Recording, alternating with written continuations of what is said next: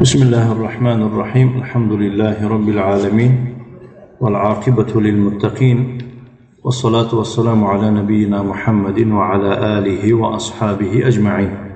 أما بعد، فنتابع درسنا من الأصول الثلاثة لشيخ الإسلام محمد بن عبد الوهاب بن سليمان بن علي رحمه الله تعالى. اینک ما درسای خود را دوام میدیم از رساله به نام سیاس از آن شیخ الاسلام محمد بن عبد الوهاب بن سلیمان بن علی رحمه الله تعالی.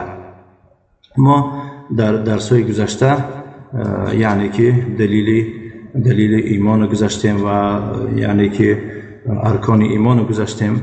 خب امروز درس ما آغاز می‌یابد المرتبه الثالثه الاحسان رکن واحد، یعنی سه مرتبه. ما گفتیم که دین اسلام سه تا رتبه دارد: الاسلام والایمان والاحسان. شیخ الاسلام می‌فرماید که مرتبه سیوم، یعنی مرتبه سیوم دین، این احسان است که این از همه والاترین و بزرگترین رتبه های اسلام محسوب می شود که نه همه کس به این رتبه رسیده می تواند. یک تا رکن بود است، میگه و هو ان تعبد الله كأنك تراه فإن لم تكن تراه فإنه يراك. مراد از یعنی که احسان چیست؟ احسان آن است که الله را عبادت میکنی چنانه که وی را دیده ایستادی، گرچند که تو وی را نبینی البته وی تو را میبیند. و دلیل قوله تعالی، دلیل سخن الله تعالی است در سوره نحل در آیه 128 میفرماید ان الله مع الذين اتقوا، البته الله همراه کسانی است که ایشان تقوا میکنند، والذین هم محسنون، و کسانی که ایشان احسان میکنند، و کسانی که ایشان چیکار میکنند؟ احسان میکنند. یعنی در وقت عبادت حس میکنند الله را میبینند، یا که کوشش میکنند که یعنی که الله را ببینند، و یا اینکه گویم گرچند که دیده نتوانند حس میکنند که الله حق سبحانه و تعالی و یا را دیده ایستاده است. خب این معیت خاص میگویند. الله سبحانه و تعالی با همراهی هم است، یعنی به علم خود همراهی هم است. اما کسانی که تقوا کنند و احسان کنند با اینها با معیت خاص به اینها الله سبحانه و تعالی اینها را نصرت میدهد، کمک میرساند و هکذا. و قوله تعالی و توکل علی العزیز الرحیم، و توکل بکن به الله ذاتی که او عزیز است. ما عزیز سه معناش گذاشتیم، غلبه و امتناع گذاشتیم در حدیث. خب به آن ذاتی که او عزیز و پیروزمند و مهربان است توکل بکن. الذی یراک حین تقوم، ذاتی که تو را میبیند هنگامی که تو برمیخیزی. و تقلبک فی الساجدین، و فرامدن و برآمدن تو را در میان نمازگزاران، یعنی پست و بلند شدن تو را.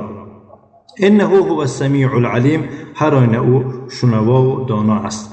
و قوله تعالی، و سخنی الله حق سبحانه و تعالی میفرماید و ما تکون فی شأن، در کدام حالی که تو نباشی، و ما تتلو منه من قرآن، یعنی از همون وحی چی قرائتی که تو نکنی، ولا تعملون من عمل، کدام عمل را شما انجام ندهید، الا كنا علیکم شهودا، مگر اینکه ما بالای شما شاهد هستیم در وقت انجام دادن شما، در وقت یعنی عمل کردن شما.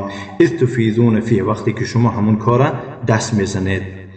و دلیل من الحدیث، دلیل از حدیث جبریل المشهور، یعنی حدیثی که او را حدیث مشهور جبریل میگویند که در حدیث دوم 40 النووی آمدگی است که عن عمر بن الخطاب رضی الله عنه قال، روایت میکنن از عمر پسر خطاب رضی الله عنه گفت بینما نحن جلوس عند النبی صلی الله علیه و علی آله و سلم، هنگامی که ما نشسته بودیم در نزد پیغمبر صلی الله علیه و علی آله و سلم، اذ طلع علینا رجل، بناگاه به نزد ما پیدا شد یک انسانی که شدید و بیاض الثیاب، لباسهاش خیلی هم سفید و شدید و سواد الشعر، مویهاش خیلی هم سیاه، لا یرى علیه اثر السفر، در او اثری سفر را دیده نمیشد، یعنی که کسی نمیدونست که مثال گیریم همین مسافر است، زیرا که میدونه که شخصی مسافر بعضی یعنی که نشانه های سفر را دارد. ولا یعرفه منا احد، و کسی از ما وی را نیز نمیشناست.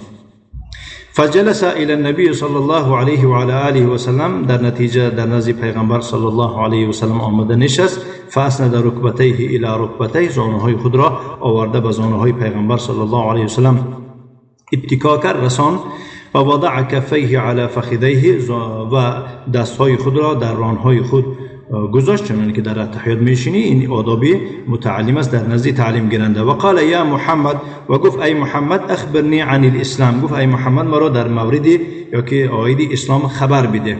پیغمبر صلی الله علیه و آله و سلم فرمود ان تشهد ان لا اله الا الله و ان محمد رسول الله. اسلام آن است که باید تو شهادت بدهی، گواهی بدهی که یگان معبودی بر حق جز الله نیست و شهادت بدهی که محمد فرستادی الله است. و تو قیم الصلاه، نماز را برپای داری و تو اتی زکات و زکات را یعنی که بدهی و تصوم رمضان، ماه رمضان روزش داری و تحج البیت و خانه را چیکار کنی؟ زیارت بکنی. این استطاعت الیه سبیلا، اگر تو به رفتن همون خانه چه از جهت راه قدرت و توانایی داشتگی باشی. در دیگه حدیث رو گذاشتیم اینا رو مراد از توانایی چیست. قال صدقت، همون کسی سائل سوال دادگی گفت که راست گفتی. فعجبنا له، ما نسبت همون کس تعجب کردیم، حیران ماندیم. یسأله و یصدقه، خودش سوال میدهد و خودش تصدیق میکناند. قال اخبرني عن الايمان، گفت مرا در مورد ایمان خبر بده. قال ان تؤمن بالله، ایمان آن است که الله با الله ایمان می آری و ملائکتی و فرشتگانش ایمان می آوری و کتبه به کتابهایش ایمان می آوری و رسوله به رسولانش ایمان می آری و الیوم الاخر و به روز آخر ایمان می آوری و بالقدر خیره و شره و به تقدیر نیکو بدیش ایمان می آوری. قال صدقت، کسی سائل چی گفت؟ راست گفتی. قال اخبرني عن الاحسان، گفت مرا در مورد احسان خبر بکن. گفت ان تعبد الله كأنك تراه فإن لم تكن تراه فإنه يراك، گفت احسان آن است که الله را عبادت میکنی همچنانه که وی را میبینی، گرچند که تو وی را نبینی البته وی تو را میبیند. قال اخبرني عن الساعه، گفت مرا عقاید قیامت خبر بکن، یعنی که قیامت میشود. قال من مسئول عنها بیعلم من السائل، یعنی شخصی سوال داده شده از شخصی سوال دهنده بیشتر نمیداند. یعنی که طوری که تو سوال داده استادی نمیدانی، من سوال داده شده سم من نیز نمیدانم. قال اخبرني عن اماراتها، گفت نباشد مرا از نشانه های قیامت خبر بکن. قال ان تلد الامه ربتها، یکی از نشانه های قیامت آن است که یعنی که خادمه زن، یعنی که راهبر سیده خود را تولد میکنه. در تحت این خیلی هم بسیار سخن آمدگی هستن. مراد از این گفتگی هستن که یعنی یکی از همون روایت های مشهور آن است که عاقی والدین بسیار می شود، یعنی که فرزندا گپگردان پدر و مادر می شوند. و دیگه روایتاش انشاءالله در وقتی شرح میگذاریم. و انتر الحفاتا، پایلوچ ها را میبینی، العراتا، بی لباس ها را میبینی، العالتا، کمبغل ها را میبینی، رعاء الشاة، گوسفندبان ها را میبینی، چوپان ها را میبینی که یتطاولون فی البنیان، یعنی که بین یکدیگر افتخار میکنند، مسابقه میکنند در پوشیدن خانه های با حشمت، خانه های بلند. اساسا چوپان جاش یعنی که چولو بیابان و صحرا و خانه های جلو خانهشون از این عبارت است، کوچمنچی هم ها. اما یکی از نشانهای قیامت همین بود است که وقتی که قیامت نزدیک شود می‌بینید که چوپان‌ها در شهرها آمده خانه‌های با حشمت پوشیده اینش از ویش می‌گذرانند، طوری که حاضر است. قال فمضى، گفت عمر که همون کس رفت. فلبثنا ملیا، ما خیلی استادیم. فقال پیغمبر صلی الله علیه و سلم فرمود یا عمر اتدری من السائل، ای عمر تو این سوال داده کس رو شناختی؟ ما گفتیم که الله و رسوله اعلم، الله و پیغمبر او داناترند. قال گفت پیغمبر صلی الله علیه و سلم هذا جبریل اتاکم یعلمکم امر دینکم، این جبرئیل بود که به نزد شما آمد تا شما را امر دینتان را تعلیم می‌دهد. مراد از این یعنی اسلام و پنج، یعنی که رکن اسلام و 6 رکن ایمان و 1 رکن احسان، همه اینها دین میباشند. مراد از دین همین ها بود هستند.